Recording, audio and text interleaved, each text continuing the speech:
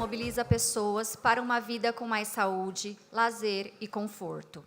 Como será nossa vida em seus hábitos urbanos e no campo no Brasil? Quais as grandes diferenças que teremos que superar?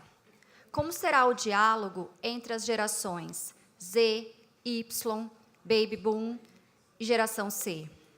E para fazer a moderação deste diálogo e convidar os participantes dessa mesa, convidamos o jornalista, publicitário, autor, professor, conferencista internacional, mestre em arte e cultura, doutor em pedagogia da superação pela UDE, Universidade de la Empresa, no Uruguai, além de inúmeras especializações no Brasil e no exterior.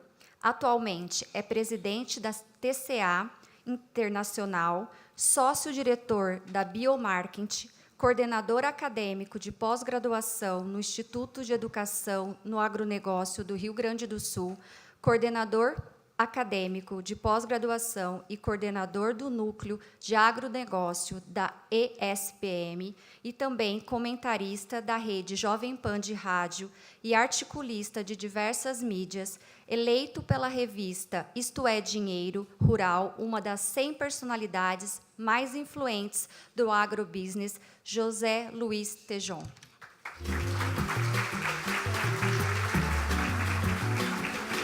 Obrigado.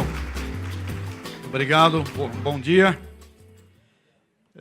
Prazer estar aqui nesta Casa das Ciências Exatas e dizer aos jovens aqui presentes que vocês têm um futuro assegurado, porque países como China formam 52% de jovens em ciências exatas e o Brasil apenas 18%.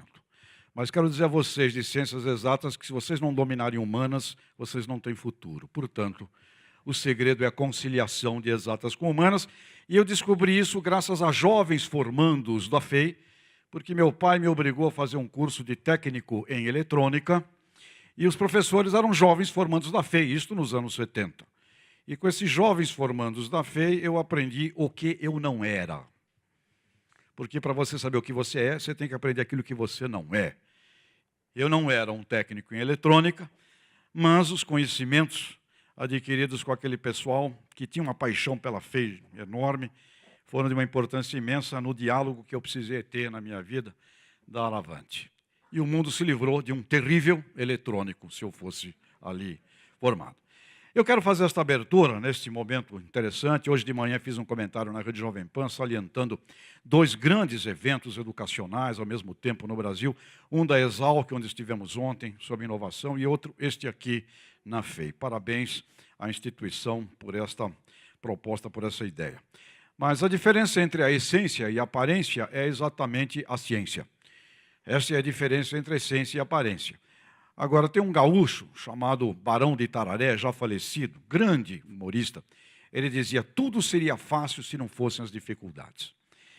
Então, muito interessante, o mundo seria simples e fácil se nós tivéssemos esta coisa normalizada na população da Terra. Ou o grande problema, então, é consciência. E a grande luta que nós teremos neste mundo das gerações e do futuro é a conquista da consciência. A conquista da consciência é o nosso gigantesco e imenso desafio. A Patrícia fez uma apresentação brilhante e colocou, olha, primeiro aspecto que o ser humano hoje tem como preocupação é a saúde. E a saúde nada mais é do que um tremendo bom senso na forma com a qual nós nos alimentamos, e aí nós temos uma sociedade ou é obesa ou é mal nutrida, mas não é pelo problema exatamente da falta da comida. Aliás, no Brasil não falta comida. E os jovens aqui, era bom entender que há 50 anos atrás nós não produzíamos nada aqui e nós éramos importadores e o Brasil não tinha comida. Nós importávamos e hoje nós não só exportamos, e é bom que vocês tenham isso na cabeça, mas nós abastecemos a sociedade brasileira com riqueza e só exportamos o equivalente a 30% do que produzimos, ou seja, um país que deu um salto do ponto de vista do uso do conhecimento extraordinário. Então, realidade não existe, amigas e amigos. Ciência é maravilhosa, mas ela tem que ser percebida. Portanto, não existe realidade, existe no mundo o reino das percepções. E o comportamento das pessoas é baseado na interpretação que fazem da realidade e não na realidade em si. Pois bem, Então, tem a ciência, ou aprende a vender a ciência, ou a ciência não vira nada. Ou ela vai demorar 20 anos e nós não temos mais o tempo. Então, ciência e vendas é uma coisa que tem que caminhar umbilicalmente. A Patrícia revelou dados aqui extraordinários sobre o crescimento demográfico dos mais velhos, onde eu me encontro com 65 anos, e nós vamos para 10 bilhões de pessoas em 2050, até porque a saúde melhorou e muita gente da África vai morrer menos, e nós vamos para 10 bi, não mais 9, 4 nascimentos por segundo na Terra. É um desafio gigantesco. Por quê? Por quê? Daniel Goleman, Inteligência Emocional, recomendo o livro Foco, do Daniel Goleman, diz: 11% dos seres humanos na Terra são engajados, estão presentes de corpo, alma e espírito, que nem vocês. 19% pode aderir ao engajamento. 50% é turista passando o tempo no planeta e 20% é terrorista detonando a Terra e as pessoas. Então, jovens aqui desta maravilhosa e esplendorosa Fundação Educacional Inaciana, e os jesuítas são extraordinários para irmos mais a fundo na arte da liderança, vocês não vão lidar só com gente como vocês. Vocês vão lidar com 89% de seres humanos que não gostam muito da ideia de progredir. Portanto, a arte da liderança e da venda é fundamental. Neste mundo do campo e da cidade, Patrícia revelou aqui saúde. O que as pessoas querem? As pessoas querem saúde e prazer. Saúde e prazer é o sonho, é o desejo. As pessoas querem que a sua cozinha se transforme numa janela aberta para a natureza. Querem uma cultura, querem produtores maravilhosos, como se fosse um conto de fadas, entregando produtos deliciosos feitos todos naturalmente. A minha cozinha é algo aberto para uma fazenda. Isso que as pessoas desejam. As pessoas desejam seus sonhos.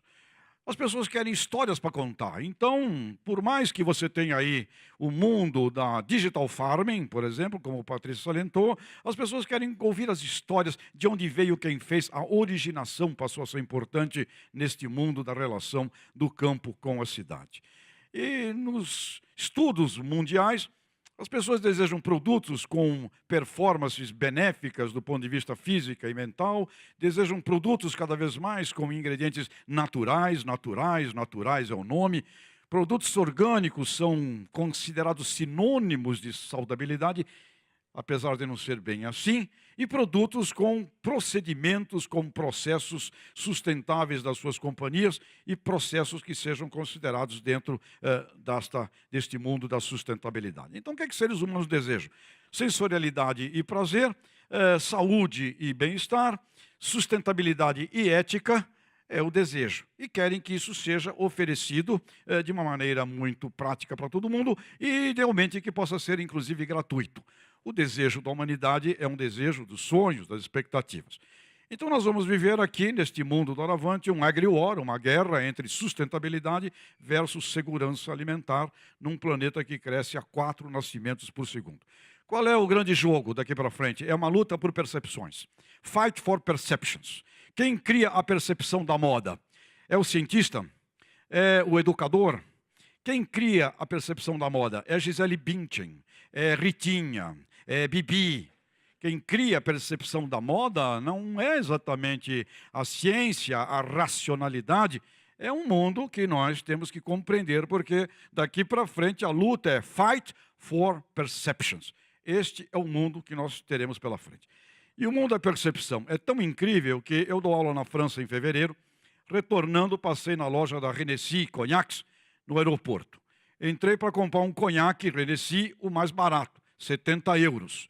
Entrei na loja e lá tinha uma vitrine com um conhaque protegido, escrito 20 mil euros. E escrito assim, proibido tirar foto. Me aproximei e o vendedor veio, meu amigo, o que tem numa garrafa de conhaque para valer 20 mil euros? Ele me deu uma aula em 5 minutos de cepas, de blending, de sensorialidade. Me fez sentir como se eu experimentasse este spirit imenso, um conhaque de 20 mil euros. Eu perguntei, que conhaques você tem aqui? Ele disse, tenho este 20 mil euros, 3 mil euros, 1.200, 700 euros, 500, 200, 120 euros e 70 euros. Todos maravilhosos conhaques Renessi, de 70 até 20 mil euros. Eu entrei para comprar o de 70. E eu disse, amigo, me deu de 200. E perguntei para ele, alguém aqui algum dia já comprou um conhaque de 20 mil euros? Ele me disse, nunca. Mas é graças ao de 20 mil que eu vendo muito mais o de 200 que o de 70. Portanto, não tenham receio de mostrar o máximo e o melhor. Você pode não vender o de 20 mil, mas você vai vender mais o de 200 que o de 70. Então, percepção é tudo. Falamos aqui do emprego e eu queria mostrar este vídeo da Globo, da campanha Agroetec, A distribuição de Agroepop, riqueza Agroetudo, é a união dos pequenos produtores que para trata de competir no cooperativismo. mercado. No Brasil, há 1 milhão de agricultores cooperados, filiados a 1.500 cooperativas. Em 2016, o faturamento foi de 180 bilhões de reais, aumento de 13% no ano. As cooperativas respondem por 57% da soja, quase metade do café e 39% do leite produzidos no país. Cooperativas organizam feiras e eventos, levam crédito e assistência aos pequenos municípios. Cooperativa é trabalho, mas também é esporte e lazer. Agro é cooperativa. Agroetec, Agroepop, Agroetudo. Tá na Globo. Falamos de emprego, o futuro é cooperativismo. 3 trilhões de dólares de faturamento no mundo quando você as reúne. Não tem empresa maior. 1 bilhão de pessoas são cooperativadas no mundo. No Brasil, 13 milhões de cooperativados, 400 bilhões de receita de faturamento. E numa cooperativa você vê o quê? A luta contra a mediana. Se a mediana não crescer, os 11% morrem, porque não há governo mais que vai entregar as promessas assistencialistas. Portanto, gostaria que vocês compreendessem nesse campo do empreendedorismo, que empreendedorismo sem cooperativismo, nós não vamos ao nosso futuro numa sociedade que vai para 10 bilhões de pessoas, onde 70% delas têm menos do que 3% da riqueza mundial. Portanto, insiram cooperativismo dentro das vossas visões e das vossas análises. Com relação aqui à idade, eu gostaria de convidar vocês que todo ser humano com mais de 60 anos, ele precisa aprender alguma coisa jovem. Então esta aqui é minha banda de rock. Eu estou ali ao lado de jovens tocando rock and roll. E no dia 18 de novembro tocamos no Finnegan's Pub. Portanto, vai viver 100 anos de idade? Vai. Tem que ser jovem. Fernando Penteado Cardoso tem 103 anos de vida e ele cuida da Fundação Agrisos como se fosse um menino. O problema da idade não é o problema do jovem ou do velho. Eu conheço jovens com 20 anos de idade que são completos velhos e já estão de portas abertas para o seu velório, apesar de terem apenas 20 anos de idade. Juventude não é uma questão de idade, é uma questão de espírito. Bom, feita esta aqui introdução, esta abertura, eu queria convidar os nossos companheiros aqui para esta mesa. Queria chamar aqui primeiro o Luiz Fernando Furlan. O Furlan tem uma história impressionante, desde os tempos da Sadia, extraordinária companhia. Ele hoje é membro do Conselho de Administração da BRF, foi ministro de Estado no Ministério do Desenvolvimento, Indústria e Comércio Exterior e é uma personalidade com uma experiência e uma história de vida extraordinária e fascinante aqui para nós e, pelo que também vejo aqui, formado na FEI. Formado na FEI.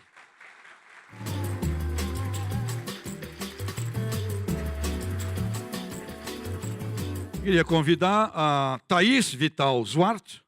Ela é uma autêntica teenager, uma estudante, que vai estar aqui conosco, estudante de engenharia de produção, diretora de projetos da empresa Júnior, já começou a mexer com os negócios e ela esteve também, ganhou e teve a oportunidade de conhecer empresas do Vale do Silício, ingressou no Centro Universitário FEI no primeiro semestre de 2015 e atualmente está cursando o 6º ciclo de engenharia de produção.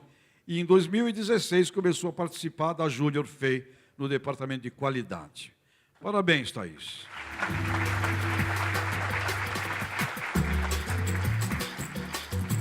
Agora, o professor Flávio Tonidandel, coordenador do curso de Ciência de Computação da FEI, graduado em Engenharia Elétrica, com ênfase em Computação pela Universidade Federal de Berlândia, mestre em Engenharia Elétrica pela Escola Politécnica da USP, doutor em Engenharia Elétrica pela Escola Politécnica da USP e ingressou no Centro Universitário da FEI em 2003 como professor assistente. até chegar à posição de coordenador do curso de Ciência da Computação e chefe do departamento.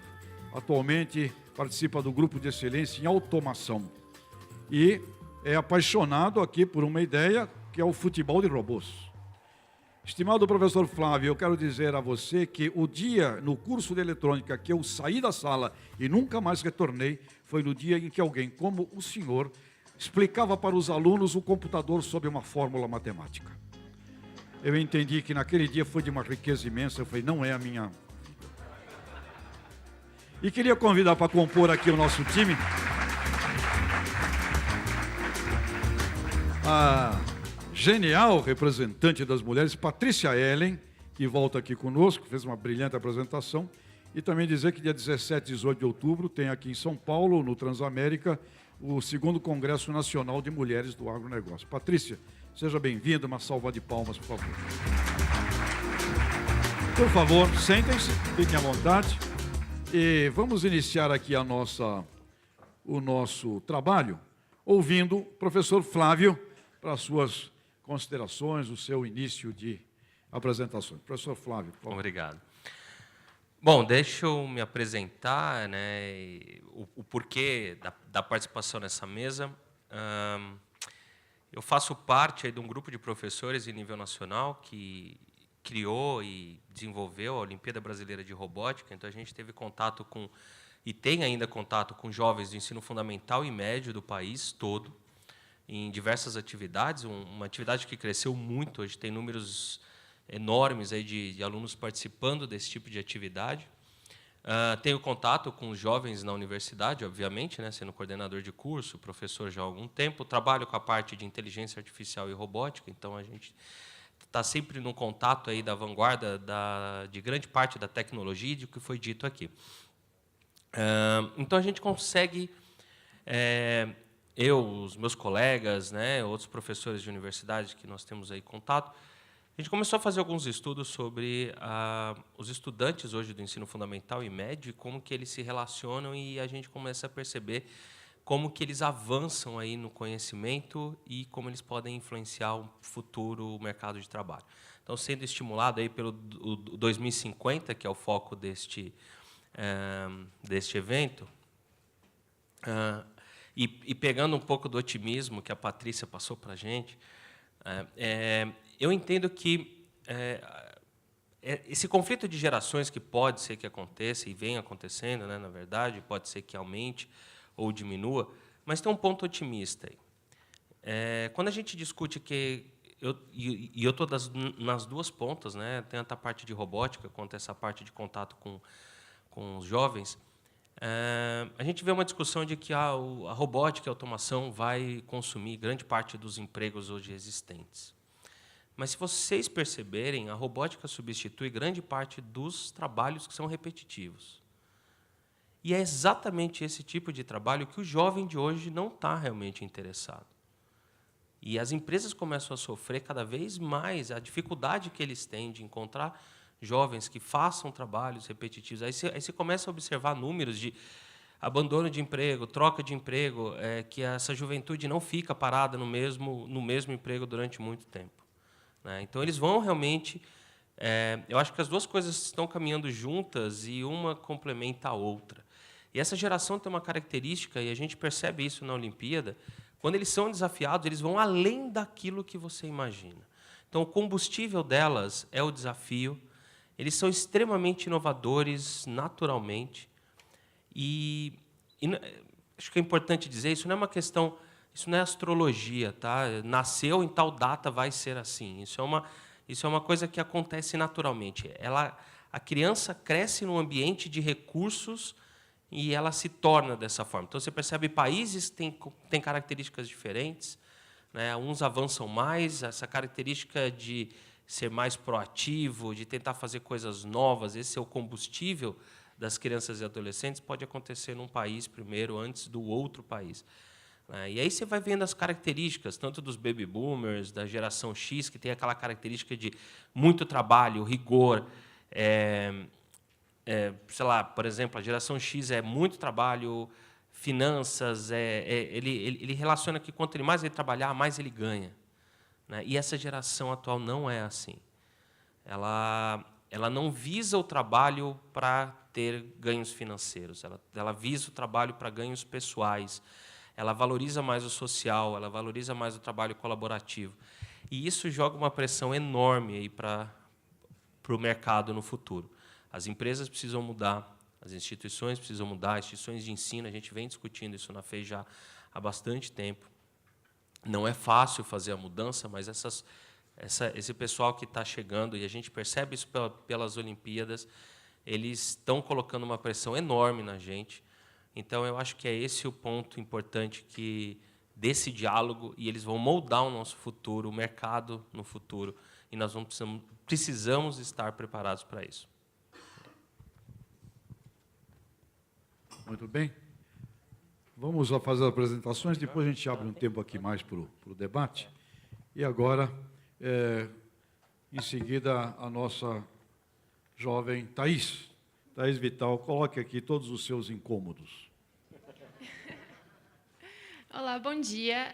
Bom dia a todos. Eu gostaria de, primeiramente, agradecer o convite do professor Gustavo para eu ter a oportunidade de estar aqui representando todos vocês, alunos, e representando a juventude, né? Os jovens de hoje em dia. Por quê? Porque nós seremos os futuros líderes. Nós que vamos ter, por exemplo, a missão de alimentar essas 10 bilhões de pessoas que nós vamos ter em 2050. Então, acho que assim, nós temos uma responsabilidade muito grande e temos que saber para onde ir. Eu acho que um tema muito legal que a Patrícia falou anteriormente, que foi do propósito. Será que nós, jovens, hoje, nós temos um propósito? Nós sabemos para onde nós queremos ir? Então, eu queria debater muito isso. Outra coisa, o mercado de trabalho hoje está muito competitivo, a gente vê muito isso. E nós vemos também que, hoje, apenas a graduação não é o suficiente. Nós temos que nos destacarmos de alguma forma. Então, mas, assim, como fazer isso? Será que nós sabemos para onde ir? Então, essas são algumas das inquietudes que eu quero conversar com eles, que eu quero debater, quero perguntar qual é a visão deles sobre isso e passar um pouquinho da nossa visão como futuros engenheiros, alunos da FEI. Tá bom? Muito obrigada. Obrigado, Thaís. Furlan, por favor. Bom dia a todos. Para mim é um prazer voltar aqui à escola. Eu vim aqui a primeira vez, tenho até vergonha de dizer, faz 51 anos. Em 1966, quando tudo isso aqui era poeira, barro, e veio o progresso, a gente fica imaginando que só aquilo que se vê em torno progride, quando você volta a um lugar e vê toda essa obra que foi feita. Nem sei se todo mundo aqui sabe o que é um baby boomer. Baby boomer foi uma expressão criada para os bebês nascidos depois da Segunda Guerra Mundial, quando o mundo se pacificou, os soldados voltaram para casa e, obviamente, se empenharam na reprodução.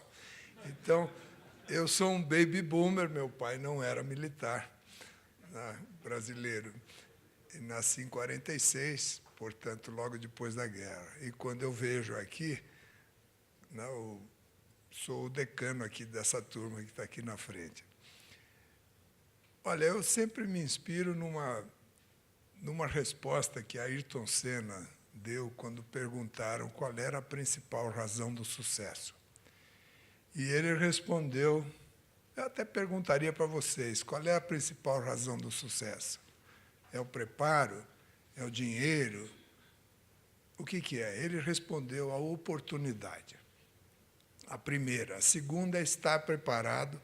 E a terceira é ter coragem, ousadia de abraçar a oportunidade.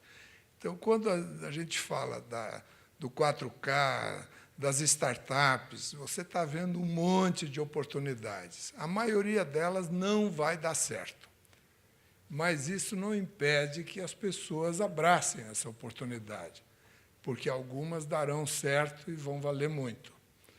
Eu fui do conselho do Walmart International até o fim de 2013 e me impressionava que uma empresa que tem um enorme patrimônio, que é a maior empresa do mundo em vendas, valia quilometricamente menos do que empresas que não têm fábrica, não têm, e você nem vê muito, não pode pegar o produto, né?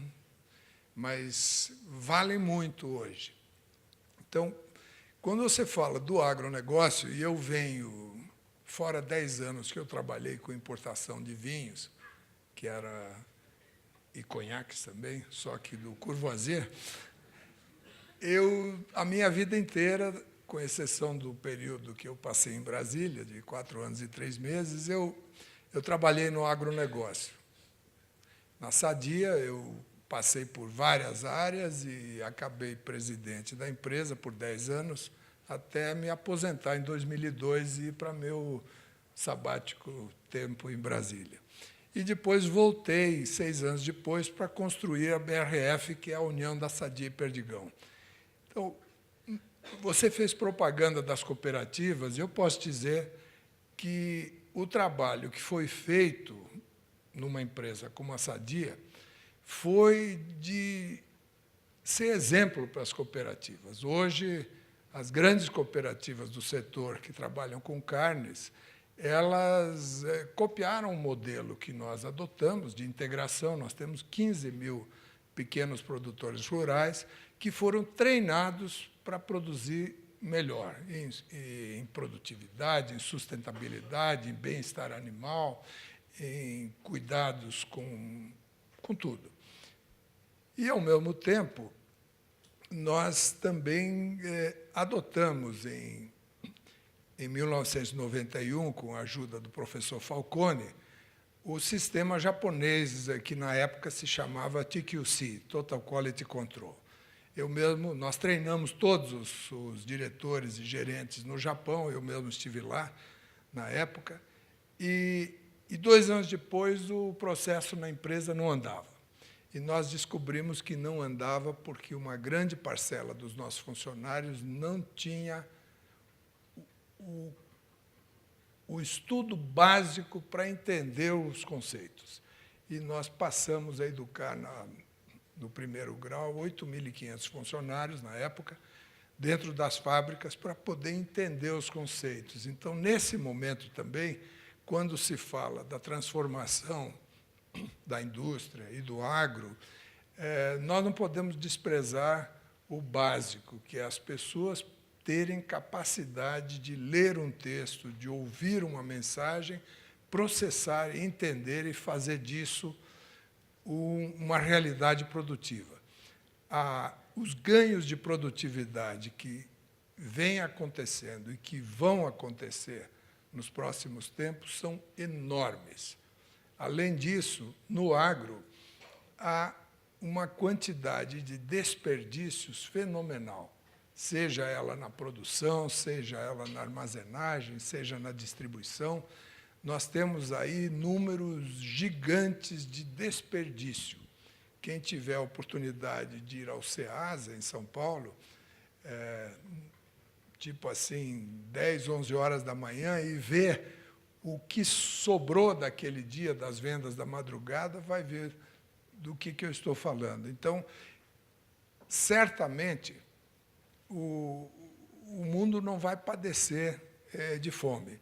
Aliás, no mundo, metade do mundo tem vontade de comer mais, e a outra metade faz dieta. Então, você precisa produzir para os dois, né? Menos açúcar, menos sódio, menos gordura, e tem gente como eu que adora comer uma linguiça frita. O que vai acontecer? Mais automação. Você falou disso, né? A Patrícia também tocou nesse assunto. Nós abatemos 7 milhões de frangos por dia, portanto, são 14 milhões de pernas. E temos umas máquinas japonesas que escaneiam cada perna, vocês que são da eletrônica, cada perna é escaneada, e o movimento do equipamento ele faz a remoção da carne de acordo com aquela perna. E, com isso, nós conseguimos reduzir ou melhorar a produtividade da desossa em 1,5%, porque a desossa manual ela tem imperfeições e deixa a carne grudada no osso. E, ao mesmo tempo, um trabalho repetitivo, fordiano, que é desossar perna de frango. O dia inteiro, imagina um funcionário numa fábrica que opera a 15 graus de temperatura, com uniforme de 5 peças, que todo dia é lavado e esterilizado. Nós lavamos 70 mil uniformes por dia e esterilizamos. Então, quando você olha o futuro, fábricas que vão trabalhar sem iluminação, não é? Sem paradas para aquecimento, como hoje é exigido, e, ao mesmo tempo, reduzindo o desperdício, melhorando a produtividade e a competitividade, e também essa mudança que tem hoje na venda e distribuição. Nós chegamos a vender frango vivo na Grande São Paulo, produzido aqui no interior de São Paulo. Há muitos anos não temos mais isso, mas a realidade das nossas plantas na Malásia, na Tailândia e na Turquia mostram que ainda tem mercado de frango vivo em alguns lugares, do cliente olhar para aquele franguinho e dizer, é aquele ali que eu quero. Aí torce o pescoço, coisa, e leva para casa. Vocês pensam que não, mas esse chamado wet market, que não é refrigerado, não é inspecionado, ainda tem grande parcela do mundo que é alimentado com produto desse jeito. E uma empresa que hoje tem 19 fábricas no exterior, espalhadas em vários continentes, vive essa realidade. Nós hoje temos mais de 50% da nossa venda no mercado internacional. Temos 105 mil funcionários, 19 mil deles fora do Brasil. Então, essas realidades que vocês convivem, aqui mesmo, se olhar em São Bernardo do Campo, você tem várias realidades. Não é? E a indústria, a agroindústria, precisa se adaptar. Nós processamos 1 milhão de toneladas por mês de ração animal. Imagine 1 milhão de toneladas entrando e 1 milhão de toneladas saindo a cada mês para abastecer os plantéis. Estamos em genética, desenvolvemos, eu dizia agora há pouco, que nós fizemos há muitos anos uma parceria com uma empresa holandesa chamada Euribrid para desenvolver genética. Toda a produção de suínos que nós temos é com genética própria. Não são muitos países do mundo que desenvolveram essa tecnologia. Então, eu imagino, quando vocês falam aqui nesse painel de 3 gerações, que eu sou da geração antiga, né?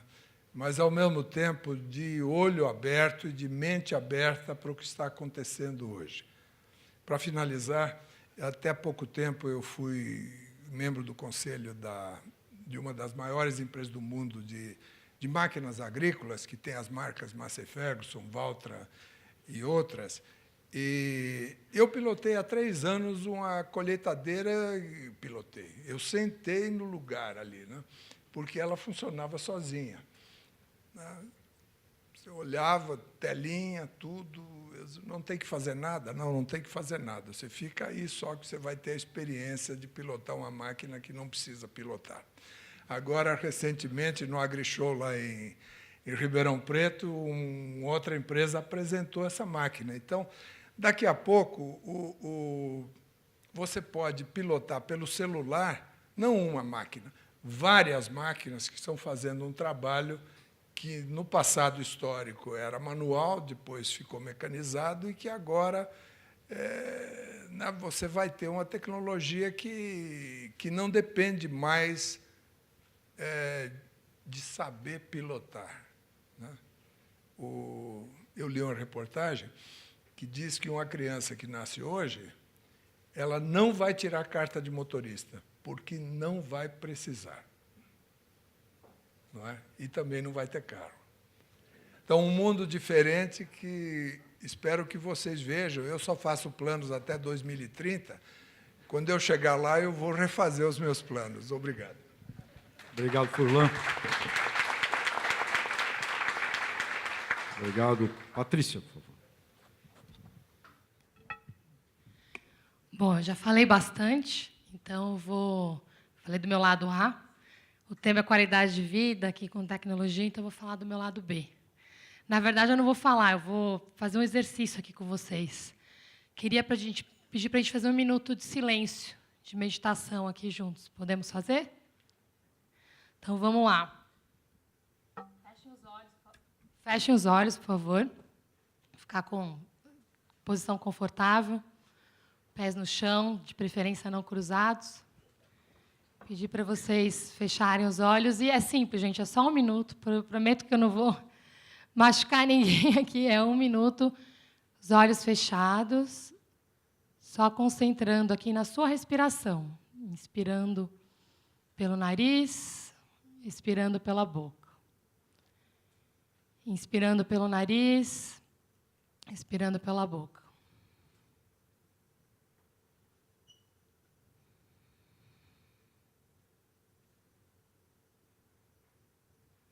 Vão vir vários pensamentos, barulhos, só observa, não precisa fazer nada com isso.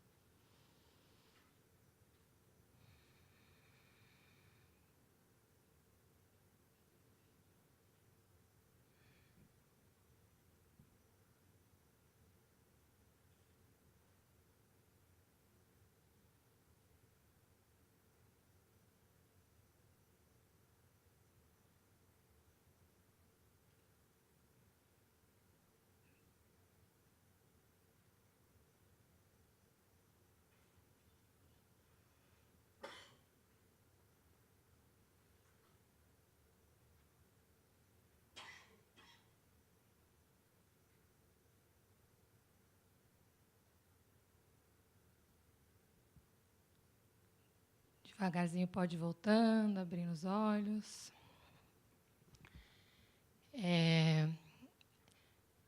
Falamos de qualidade de vida, de tecnologia, e muita gente pergunta como eu faço para fazer as 500 coisas que eu faço hoje, os 4 trabalhos, e ser mãe de 2 filhas e tudo. Eu acho que o tema da qualidade de vida é muito importante. E você falou de propósito, Thaís, e a meditação foi uma coisa que me ajudou muito a produzir mais, a render mais, olhar mais para dentro e olhar para o meu propósito também. E eu sou geração X, né, matematicamente, mas sou bem mais Y e Z, eu acho, assim, em termos de personalidade.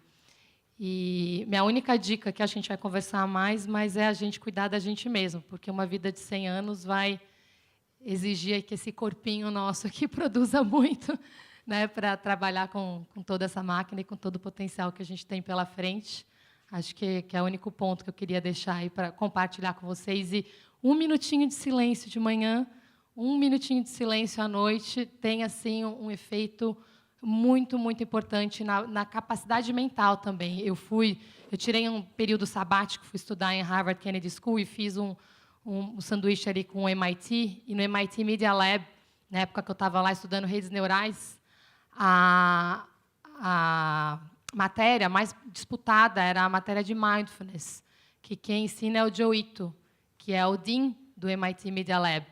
E é a matéria que todo mundo briga para participar, né? Porque ter esse contato, olhar mais para dentro e para ver como é que isso reflete não só em qualidade de vida, em qualidade de processamento mental, porque a gente está lidando diariamente com muita, muita informação. O impacto disso pode ser muito, muito positivo, mas também pode ser negativo se a gente não souber lidar e cuidar da gente. Muito bem. Bom, nós temos aqui um maravilhoso iPad e aqui podem ser feitas as perguntas. Elas já vão aparecer aqui, aqui não está ainda. Algumas. Aqui já apareceram algumas. Mas antes, essa coisa interessante, sabático. Minha filha tem 19 anos e me pediu um período sabático. Eu falei, mas que raio de maldito período sabático? Meu caro Furlan, período sabático para mim foi trabalhando, e enquanto trabalhei no Estadão, na Grosseries, na Jato, enquanto trabalhava eu me divertia, curtia intensamente. Eu sempre me diverti trabalhando extraordinariamente com o Ney, que você conheceu bem, com o Nishimura, que ele não era muito dado a brincadeiras, e no Estadão, uma farra gigantesca naquele extraordinário posto cultural brasileiro. Portanto, eu queria aqui mais a Thaís, jovem aqui. Que história é essa que vocês jovens têm de precisar de sabáticos aos 19, 20, 30 aninhos de idade. O Furlan teve um sabático recente, é merecido. Antes de passar aqui para as perguntas, como é que é essa história de precisar sabático com 19 anos de idade? Eu acho que o senhor poderia explicar mais o que seria um sabático para nós, alunos, por favor? O que é o sabático para você? O sabático é não fazer nada. É viajar, eu vou viajar, eu vou para Machu Picchu. Isso, eu já tive Explique melhor. Eu vou para Machu Picchu, eu vou para... Sabático é você sair da sua rotina do dia a dia para uma outra coisa. O meu sabático foi em Brasília, mas eu não fiquei sem fazer nada. Não. Mas, Furlan, eu duvido que você tenha tido período sabático em Brasília, duvido. Bom, mas Não, o sabático imagina quem a vida inteira trabalhou numa empresa privada e que vai 4 anos para o setor público. É uma outra realidade, é mais do que um pós-graduação. Eu também fui para a Kennedy School, no meu período aí obrigatório. Quando eu deixei o ministério, eu tinha que ter 4 meses de quarentena. Minha mulher me disse assim, se você ficar em casa, eu vou ficar maluca. Aí ela arruma um curso para fazer. Aí eu fui para Boston também e fui lá aprender sobre desenvolvimento sustentável. Para mim, é isso sabático, quando você abre a sua cabeça para uma nova experiência. Sim. E, no meu caso, DNA do setor privado, sabendo que eu ia voltar para o setor privado. Para mim é isso. Você se abstrai da sua rotina e vai para uma experiência. Agora, minha filha não está dizendo que quer ir para New Media, no MIT, nem para Harvard. O sabático é realmente o sabático. Patrícia, você que fez aqui a meditação, o que é o sabático útil do sabático inútil? Eu acho que não tem muita regra para o sabático, não. Eu gostei muito da descrição do ministro Furlan. Eu acho que, para mim, sabático tem a ver com você estar disposto a desaprender alguma coisa, né, para aprender uma coisa nova. E pode ser... Tem gente que faz isso fazendo nada, tem gente que faz fazendo alguma coisa.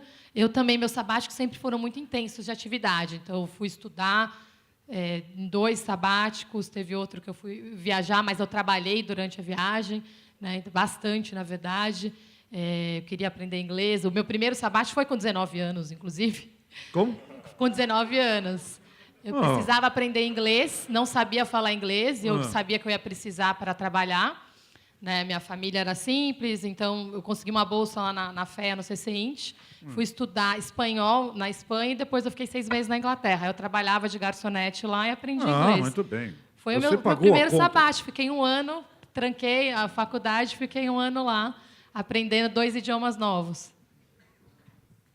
E os jovens irão fazer cada vez mais isso. Quando a gente fala de trabalho repetitivo, eles não vão ficar 30, 20, 40 anos fazendo a mesma coisa. Eles vão sempre se atualizando e aprendendo coisas novas. Eu acho que a Patrícia revelou muito bem esse modelo de se até os 19 anos aprende, depois você trabalha, você se aposenta, vai sumir muito rapidamente. Você vai continuar aprendendo, você vai continuar trabalhando, continuar mudando, e isso é divertido para eles.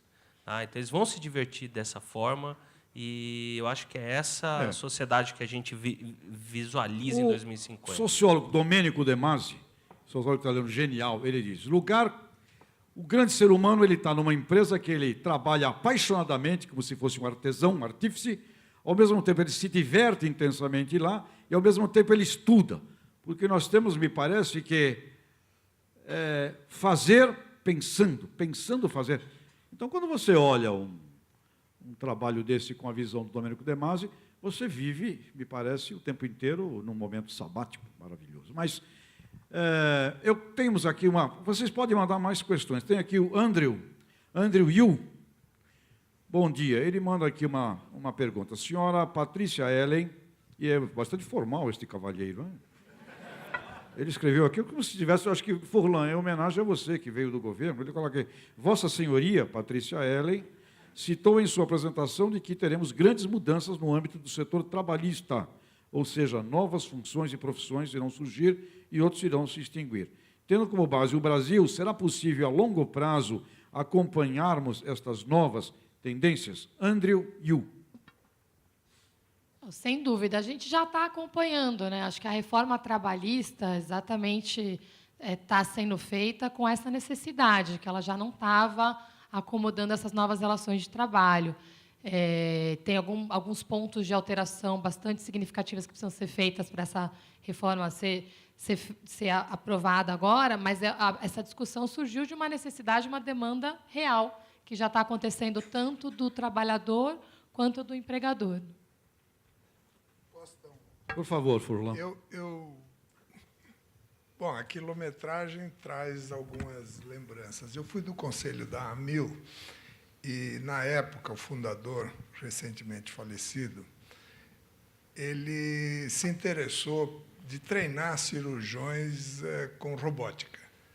E eu fiquei pensando como é que é a relação trabalhista de um cirurgião que está nos Estados Unidos e que está olhando o paciente numa tela e fazendo aquele procedimento especializadíssimo daquela cirurgia, sendo que ele não fez nem o preparo, nem a terminação.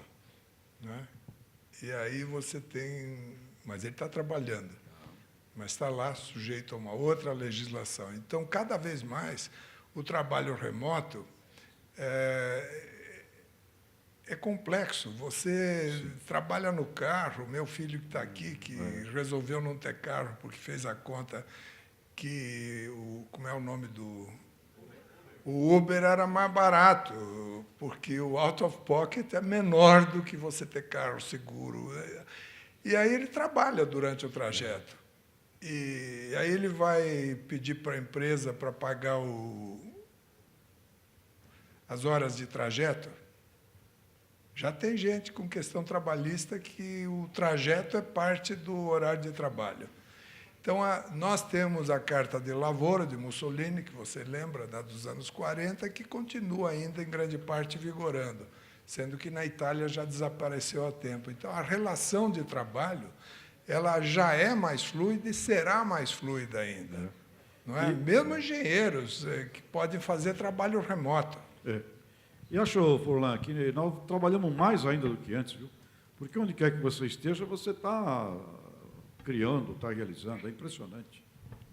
Esses plim-plims de telefone que tocam no meio da noite, eu deixo o meu telefone no banheiro carregando, para não escutar nada. Então, talvez sabático seja o momento que você desliga o celular. Pessoal, mais perguntas aqui. Aqui chegou mais uma. Esta pergunta vem da Raíssa. Para todos. Alguns de vocês citaram a educação como um fator importante no desenvolvimento e operação das novas tecnologias. Dados os números da educação no Brasil, em especial o ensino público, como poderemos trabalhar na contramão das coisas? Haverá uma espécie de seleção natural nesse sentido? É a questão da Raíssa, que envolve aqui o mundo educador. É aberta. Professor. Olha, eu vou dar minha percepção geral aí de como essas coisas devem andar. Eu acho que ainda vai ter muito conflito aí, não é? Acho que não é uma questão fácil. Está tendo aí como é que eu posso dizer? São conflitos de visões, né? A gente tem uma visão própria que veio acontecendo ao longo dos anos de formas como as empresas funcionam, como essa relação do trabalho funciona, como o mercado funciona. E isso começa a mudar muito rapidamente, atingindo, inclusive, as gerações que criaram todas essas estruturas. Então, eu não vejo... Bom, enfim, tentando resumir, até para todo mundo poder falar, eu acho que esse conflito ele deve começar a suavizar quando a gente começar a perceber, aceitar que as novas gerações que estão chegando, elas precisam ser realmente consideradas dentro do mercado, né? ou da parte financeira do país. Elas estão chegando, elas são financeiramente ativas, elas que vão começar a moldar isso. Então, eu, tentando responder, que não é uma coisa trivial, se a gente começar a aceitar que isso precisa mudar, eu acho que a gente não vai ter esse tipo de conflito. A diferença é que a gente tem dificuldade de sair da zona de conforto, tá? E aí isso gera essa sensação de as coisas estarem batendo, indo na contramão e coisas assim. A gente percebe conversando com as pessoas do dia a dia. As pessoas são inovadoras, elas enxergam inovação em tudo à sua volta, mas ela não precisa mudar. A gente tem exemplos de várias pessoas assim, que ensinam que as coisas precisam avançar, mas você percebe que elas mesmas não avançam, elas têm dificuldade para isso. Então, a gente começar a aceitar que as coisas precisam mudar, eu acho que fica um caminho mais fácil, e eu acho que é o caminho da solução e o avanço da sociedade. O grande nó da educação, João, é a educação básica. Na semana passada, eu presido o LEAD, que é uma organização que foi criada pelo João Dória há 15 anos, e eu sou cofundador e agora substituindo. O ministro da Educação mostrou ali dados que mais de 2/3 da verba do Ministério da Educação vai para as universidades federais, que são gratuitas. E que o Brasil investe em educação acima da média dos países da OCDE. Ou seja, não é falta de verba, é falta de gestão e de prioridade. No Instituto Ayrton Senna, que eu faço parte do conselho também, nós temos um trabalho que já assistiu 13 milhões de crianças que não conseguem acompanhar aquilo que é ensinado em classe, que é para dar uma acelerada, para pôr no nível de entender as coisas. Então, a maioria das crianças sai do ciclo básico sem aquelas ferramentas, e daí para frente não anda. Então, quando a gente fala em educação, e eu acredito muito nisso, dei o exemplo aqui que nós tivemos de educar funcionários já com idade, é esse o problema básico do Brasil. Furlan, e veja que a gente sabe que o que um ser humano apreende até 12 anos de idade é vital. Além disso, um país que forma mais advogados que engenheiros, que futuro pode ter? Engenheiros advogados, especialistas nisso. Mas a Unesco nos obriga, como educadores, a educar a todos. É a obrigação, educar a todos. E você vai encontrar este fenômeno que você bem traz e bem nos lembra aqui. Então, não sei se vocês já viram o seriado A Super Nanny, a babá. Para educar a criança, a Super Nanny tem que educar os pais das crianças. Então, eu creio que nós teríamos que ter um olhar muito mais interessante na formação das crianças até 10, 11 anos de idade, porque daí para frente, para mudar um adulto, haja Freud e outros tantos, desde que ele queira. Mas aqui tem outra questão muito boa, esta aqui. Olha, essa aqui é maravilhosa. Vem do João da Engenharia, e a pergunta dele vai aqui. Patrícia, é possível diminuir a corrupção pela automatização? Com certeza, a automatização ajuda muito a gente a acompanhar os processos. Então, acho que aí a gente tem uma oportunidade enorme. Várias coisas que acontecem hoje que a gente consegue evitar com alguns movimentos simples de automatização. Um exemplo é um número único para cada cidadão. Tem um trabalho grande sendo feito agora, a gente tem CPF, RG, número de passaporte, título de eleitor, e vimos agora o escândalo essa semana com os milhares de títulos de eleitor repetidos. Se a gente tem um número único, esse é um exemplo de uma coisa que a gente pode evitar, que o número estava sendo usado para votos, enfim, adicionais. E tem várias outras questões de processo também, gastos desnecessários. Tem um lado que é a corrupção, ativa, e tem outro lado que a gente falou aqui de desperdício. Acho que as duas coisas, com a automatização, com maior controle, elas são gerenciáveis, e não é com uma tecnologia super avançada. Tem uma parte básica ali que não precisa nem ser processos mesmo. Com processos mínimos de acompanhamento, a gente consegue diminuir a corrupção, melhorar a eficiência e, por último, a qualidade. Vou dar um exemplo, até voltando no ponto de educação. Os dados do PISA são analisados há anos. E a gente pegou pela primeira vez uma parceria com a CDE para analisar. Tem um questionário que vai junto com o PISA, para o aluno, para o professor, para o diretor, para a gestão da escola, onde tem várias variáveis detalhadas sobre poder aquisitivo do aluno, mentalidades, motivação. E agora, eu publiquei esse relatório semana retrasada, até num evento no INSPER, onde a gente pegou pela primeira vez e analisou os dados do questionário com o resultado do desempenho dos alunos no PISA. Porque o Brasil piorou no PISA, infelizmente, em 2015. Foi o PISA de Ciências, né, desse ano. E aí a gente viu que uma das variáveis que mais influencia o desempenho do aluno é a motivação e a mentalidade, que fecha bem esse ponto que você disse da família, né, do apoio que esse aluno recebe, com a questão ali de valores e como isso é importante. E aí colocar a tecnologia a nosso serviço é muito útil, porque a gente conseguiu cruzar 1000 variáveis, fazendo milhões de combinações, né, através de machine learning, para entender quais são os 5 fatores que mais influenciam.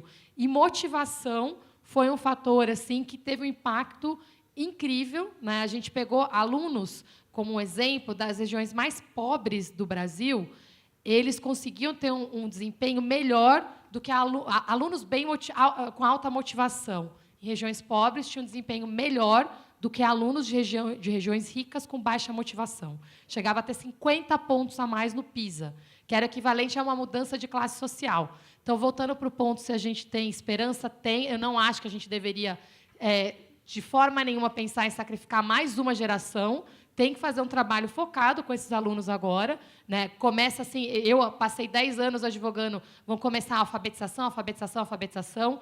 O fato é que 10 anos se passaram, a gente ainda está repetindo a alfabetização, ensino infantil, e a gente tem uma geração inteira que saiu da escola, né, e que a gente precisa reincluir, porque voltamos ao ponto que vamos viver 100 anos. Né? Então, tem técnicas, tem tecnologia para isso, e trabalhando nessas 3 vertentes, de reduzir corrupção, melhorar a eficiência e melhorar a qualidade dos nossos resultados. Começou a bombar aqui um monte de perguntas aqui. Permite uma frase só. Um país que tem regulamentada a profissão de despachante,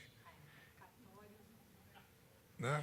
Significa que você precisa de um intermediário entre o cidadão e o setor público para que o setor público te dê aquilo que é seu direito. Sim. Conhece outro país que tem despachante? É. E cartórios? Realmente. Agora, aqui começou a bombar aqui, um monte de pergunta. Aqui vai... O pessoal começou a escrever, agora não para mais. O pessoal começou a escrever aqui.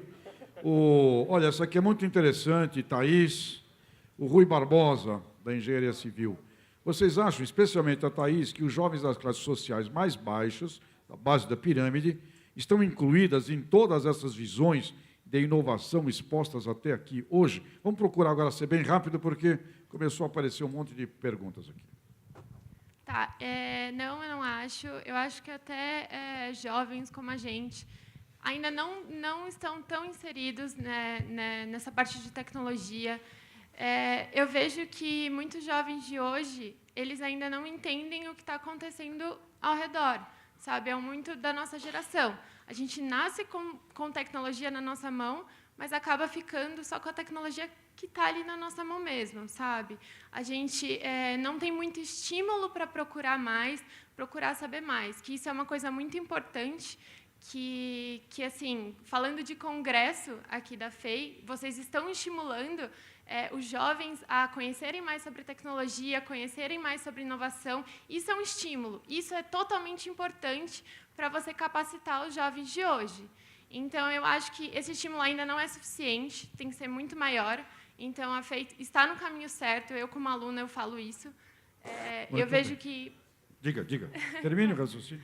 Eu vejo que profissionais já estão vendo os alunos da FEI de um modo diferente, porque a FEI ela está abordando esse novo mundo, o que vai acontecer. A gente tem que saber o que vai acontecer. O que vai acontecer em 2050? Quantos de vocês, alunos, já se pensaram em 2050? Foi uma atividade muito legal até que o Gustavo Donato fez comigo, professor.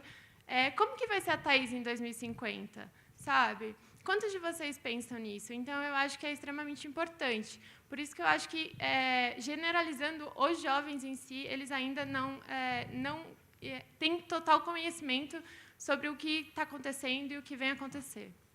Sobre base da pirâmide, o Grupo Amage é uma das maiores fazendas do mundo. 250 mil hectares em Mato Grosso. E eu estive lá visitando, e tem todas essas máquinas aí que o Furlan falou, Patrícia. Robôs, não é mais máquina. Melhor operador da fazenda do Grupo Amage é uma mulher, chamada Benigna. Ela começou lá na Enxada. Ela tem a formação fundamental e ela é a melhor operadora de máquinas robóticas do grupo AMAG.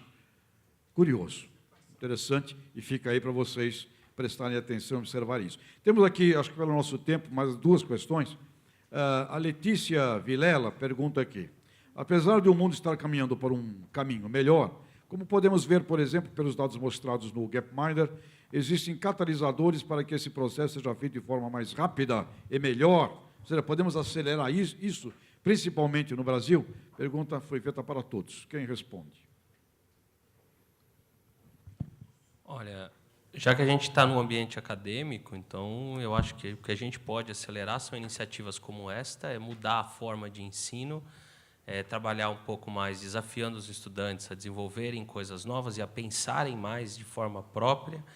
E aí eu acho que a gente acelera muito mais todo esse processo de inovação, a gente prepara melhor a nossa sociedade, prepara melhor os nossos alunos, e são os jovens que daqui a 20, 30 anos vão estar aí sendo os responsáveis pelo país como um todo, né? Então, eu acho que isso é uma forma que a gente tem de acelerar, começar a mudar agora desde criança, jovem e adolescente. Bom, eu tenho várias questões, mas uma última aqui é do Teodoro Agostinho. Eu queria dirigir ela ao nosso ex-ministro Furlan. Ele é da área de administração. A questão dele é a questão das escolhas da sociedade. Como melhorar a atividade pública, que é um nó no desenvolvimento do Brasil, e a sua experiência o autoriza a fazer esta... A resposta é simples, participando. Eu, quando fui sondado, numa sexta-feira à noite chuvosa, se eu cogitaria de ir para Brasília, como engenheiro, eu fiz mentalmente os prós e contras. Os prós eram 3 e os contras viravam a página. E o meu interlocutor, percebendo isso, disse: não dê a resposta hoje. Vai para casa, fala com a sua mulher, pensa, e amanhã nós voltamos a falar. E eu cheguei em casa e falei para a minha mulher: você não sabe o que aconteceu. Eu acabo de ser sondado para vir um convite oficial para ser ministro da Indústria, Comércio e Desenvolvimento. E aí debulhei os prós e os contras. Aí ela falou para mim, assim, já eram umas 11 horas da noite, ela disse: você a vida inteira disse que se o governo fizesse isso, as coisas iam melhorar ali. Se consertasse aqui, ia ter um resultado lá. E agora estão te dando a oportunidade de ajudar a fazer e você não está interessado.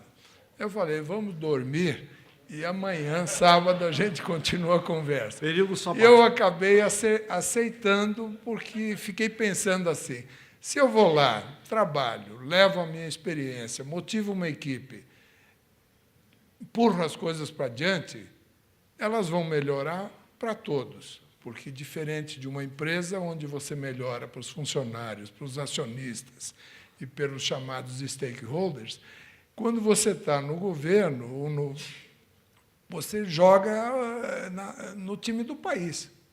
E foi isso que eu fiz. Tinha um contrato de 4 anos e cumpri os 4 anos. Muito bem. Sem processos. Muito bem. Saiu há bom tempo, assim como o nosso amigo ministro Roberto Rodrigues também. Pessoal, eu queria só, sobre este encerramento, dizer a vocês aqui, eu entendo que o futuro do mundo é governo mínimo. Voltei a reler Proudhon. Governo mínimo é a minha visão de futuro. E para ter governo mínimo, você tem que ter uma sociedade civil organizada máxima. E meu querido amigo Carlos Roberto da CNI está aqui presente, e eu tenho convocado sempre onde posso, onde estão as 10 confederações nacionais, empresariais, que representam todo o PIB do país. Estes 10 homens precisam aparecer para o jogo, porque ou a sociedade civil organizada atua, ou esta pergunta do Teodoro Agostinho ficará para sempre aqui sendo repetida. Professor Flávio, muito obrigado pela sua participação conosco. Thaís, daqui em 2050 você será uma dama espetacular, maravilhosa, líder. Obrigada. E o Luiz Furlan, querido amigo, também presidindo o LID, tivemos um encontro lá de líderes em Campinas semana passada. E Patrícia, parabéns pelo seu brilho e seu estudo. Amigos da FEI, Casa das Ciências Exatas, não esquecendo que são jesuítas, portanto, eu sugeriria que mergulhasse um pouco no estudo da liderança destas personalidades ao longo da história, porque vão aprender muito com esses segredos, que me parece que eles não gostam muito de revelar. Pessoal, sucesso. Obrigado.